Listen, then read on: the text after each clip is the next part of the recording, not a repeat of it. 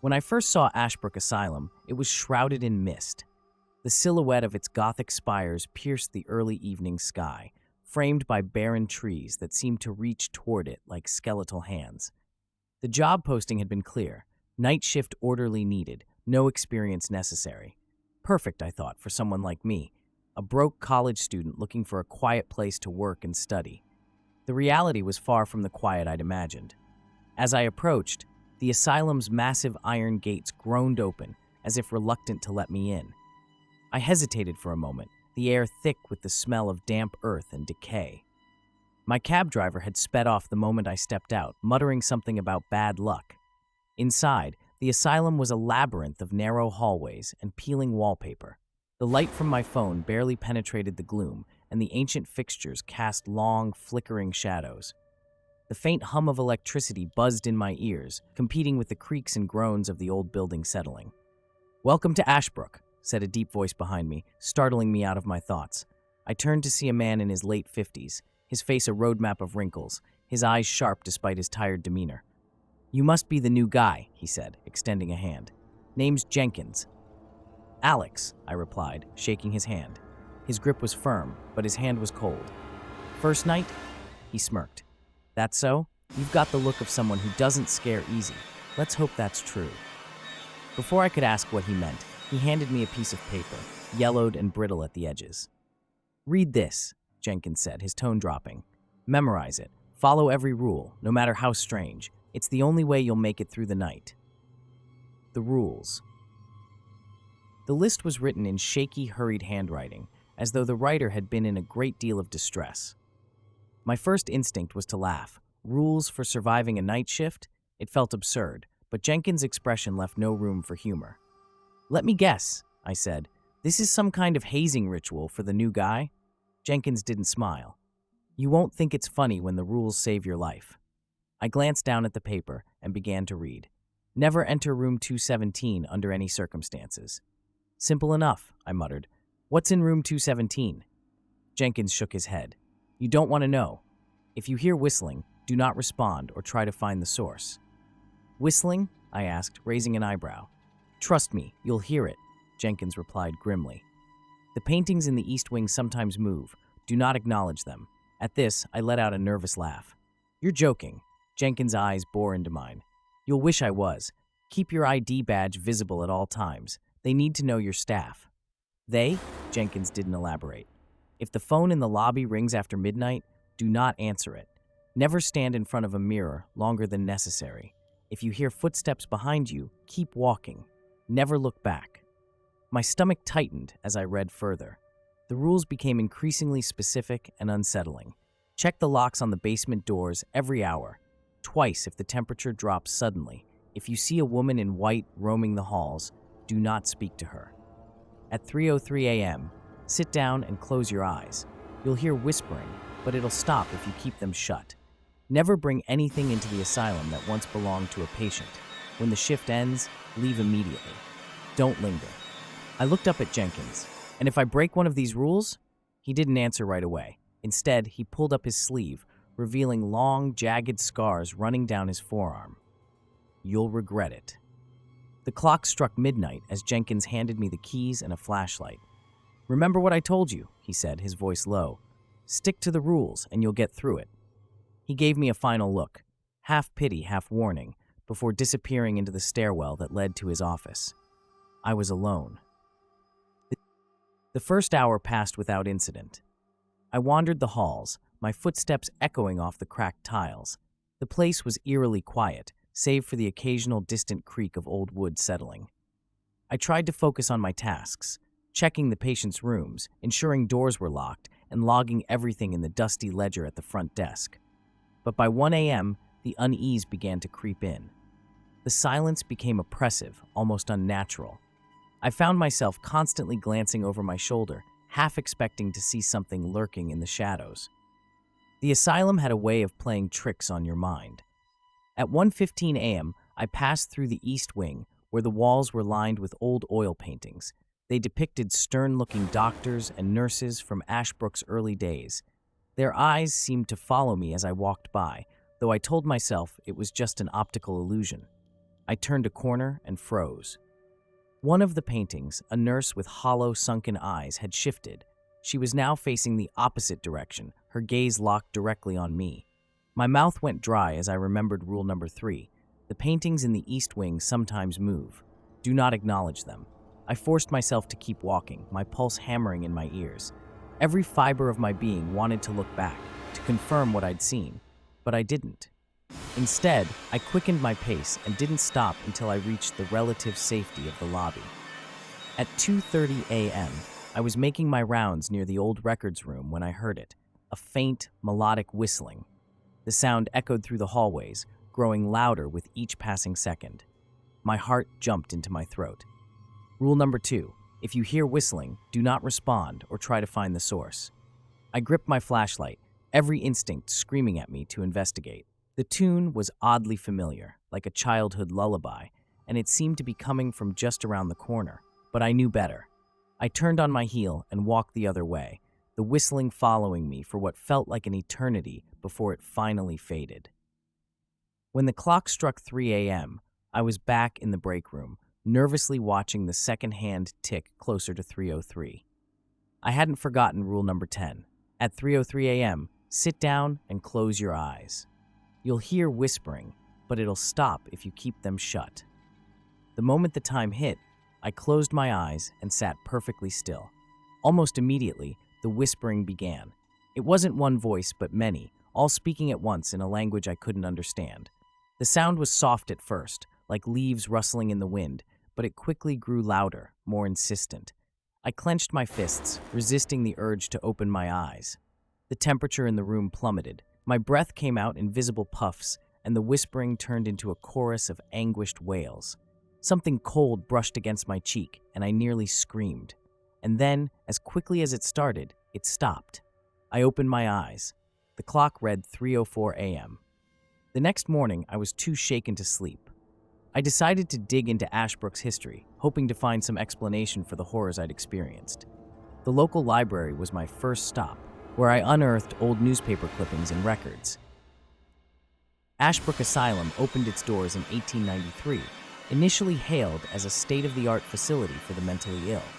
But by the early 1920s, its reputation had taken a dark turn. Reports of mistreatment, experimental procedures, and mysterious deaths began to surface.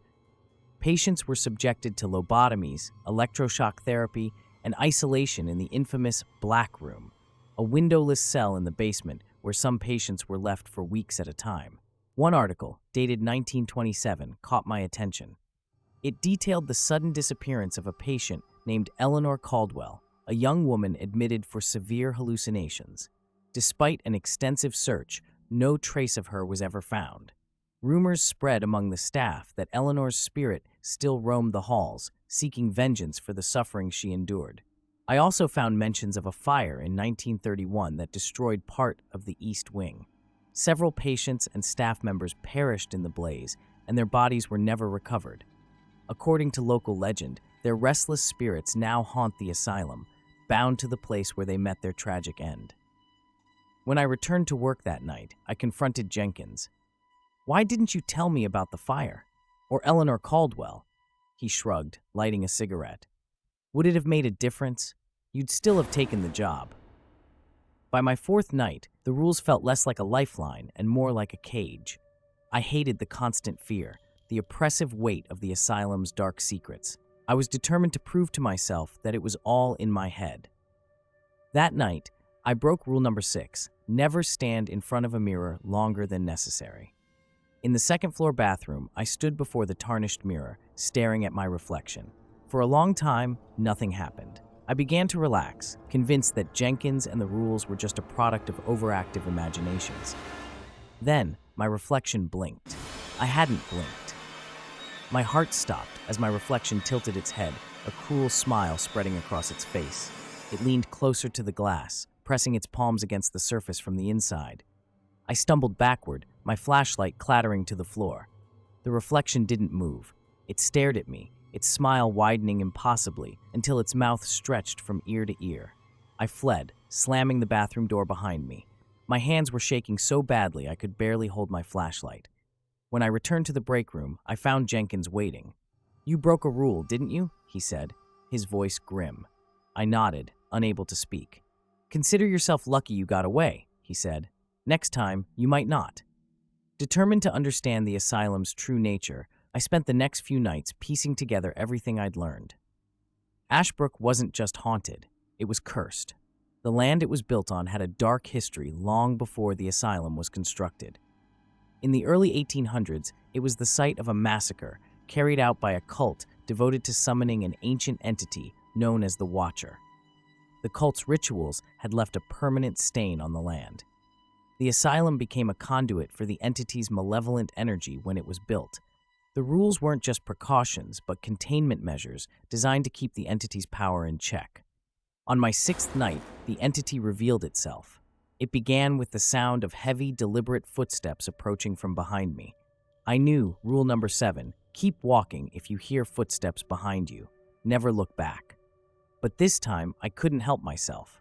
I turned. The entity stood at the end of the hallway, a towering shadow with countless eyes. Its form seemed to shift and writhe as though it was barely contained within the asylum's walls. It spoke in a voice that was both a whisper and a roar, promising eternal torment. In a desperate bid, I recited an incantation I'd found in the asylum's archives. The entity screamed, its form flickering like a dying flame before vanishing into the darkness. But I knew it wasn't gone, only subdued. I quit the job the next morning. I told Jenkins I couldn't do it anymore, and he just nodded as if he'd been expecting it. "You can leave the asylum," he said, "but it won't leave you." I thought he was being dramatic until I got home. That night, as I unpacked my things, I found a familiar piece of paper on my kitchen table. It was the list of rules, but this time there was an additional note at the bottom. Rule number 13, the shift never ends. The clock struck midnight, and then the whispering began again. I stared at the list on my kitchen table, my hands trembling as the familiar whispering grew louder. It wasn't possible. I had left Ashbrook behind, but somehow its malevolent grip had followed me.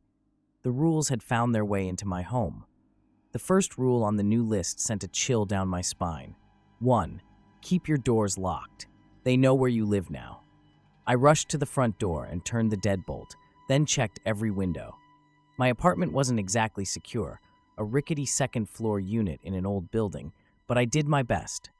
As I bolted the last window, I heard something faint. Whistling.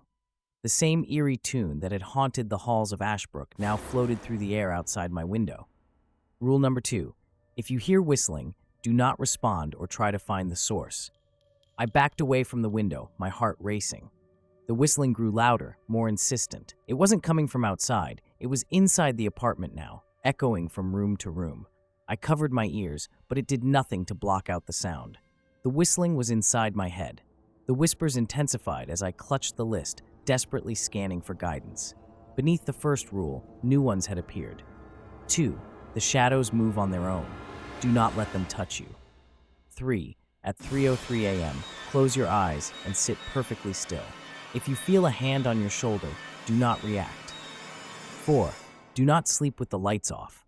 It's easier for them to find you in the dark. The clock read 2:45 a.m. I had less than 20 minutes before I'd have to face whatever new horror waited at 3:03. I paced the room, my mind racing. How could the asylum's curse have followed me? What did it want? The shadows in the corners of the room began to stretch, creeping toward me like living things. I stumbled back, knocking over a chair. The shadows paused, almost as if they were testing me. My eyes darted to rule number 2. Do not let them touch you. I grabbed my flashlight and flicked it on, the beam slicing through the darkness. The shadows recoiled, retreating to their corners. My breath came in shallow gasps as I kept the light trained on them, but I knew it was only a temporary solution. The rules wouldn't let me rest. The minutes dragged by like hours. I sat on the couch, clutching the flashlight in one hand and the list in the other. The clock ticked closer to 3:03 a.m., and I could feel the temperature in the room dropping. My breath came out in white puffs. Finally, the clock struck 3:03. I closed my eyes, my heart pounding. Almost immediately, the whispering returned, more insistent and malevolent than ever. The air around me felt heavy, like I was being suffocated by unseen hands. And then I felt it, a cold, clammy hand on my shoulder. Every instinct screamed at me to run, to open my eyes and lash out at whatever was behind me, but I knew the rules. Do not react. The hand lingered for what felt like an eternity, its grip tightening. I bit my lip, fighting the urge to scream. The whispering grew louder, the voices overlapping in a chaotic chorus. Sweat dripped down my face as I sat frozen in place. At 3:04 a.m., the hand vanished. The whispers stopped. The air in the room grew warmer, and I opened my eyes to find everything as it had been. But the reprieve was short-lived. The rules were relentless. Every night, the list grew longer, and the terrors became more surreal. The boundaries between my world and the asylum blurred. I'd see fleeting glimpses of Ashbrook's hallways in my apartment mirrors, or hear the faint sound of shuffling feet coming from behind locked doors. The worst part was the isolation. No one believed me. I tried explaining the situation to friends, even Jenkins, but they all dismissed it as stress or a vivid imagination. Jenkins warned me, though. Once you've been marked, you're on your own. The only thing that can help you now is the rules. Desperation pushed me to research deeper. I found old accounts of other employees who had worked at Ashbrook over the decades. Many had vanished without a trace. The few who left and survived seemed haunted, their stories fragmented and filled with cryptic warnings about the shift never ending. One journal, written by a former orderly named Franklin Price in 1972, caught my attention. Price described experiencing similar phenomena after leaving the asylum. His entries became increasingly erratic until they abruptly stopped. The final entry read, "The rules are not just for survival. They're a test, a way to keep it contained. But I broke too many. Now it's free." The deeper I delved, the more I realized the entity wasn't just feeding on fear. It was growing stronger with every rule broken. Each violation weakened the barriers keeping it confined. I had unknowingly become a vessel for its power, a pawn in a game far beyond my understanding. The rules weren't just random precautions. They were a ritual, a delicate balance that kept the entity from fully manifesting in our world. But now, I was failing. I'd broken too many rules, and the consequences were becoming catastrophic. By the 8th night, the entity was no longer content to haunt the shadows. It began to take shape in my apartment, a swirling mass of darkness with countless eyes that glowed like embers. Its voice was a cacophony of whispers, each one cutting into my mind like a blade. "You cannot escape," it hissed. "You belong to me now." I knew I had to end it. With Jenkins' help, I pieced together the remnants of an old ritual from Ashbrook's archives. It was a dangerous gamble, but it was my only chance. The ritual required confronting the entity directly and using its own power against it. On the 10th night, I prepared my apartment. Candles formed a protective circle around me, and I recited the incantation under my breath, my voice trembling. The entity appeared, more monstrous and powerful than ever, its form shifting and writhing like a living nightmare. "Do you think this will stop me?" it roared, the walls trembling with its fury. I didn't answer. Instead, I completed the ritual, forcing the entity into the circle. It screamed in rage, its many eyes burning with hatred. The room filled with blinding light as the entity was pulled back into the void. When the light faded, the entity was gone. The oppressive weight lifted, and for the first time in weeks, I felt a glimmer of hope. But the victory was short-lived. The next morning, I woke to find a new list on my bedside table. The first rule chilled me to the bone. 1. You can't destroy what you've already invited in. The shift never ends.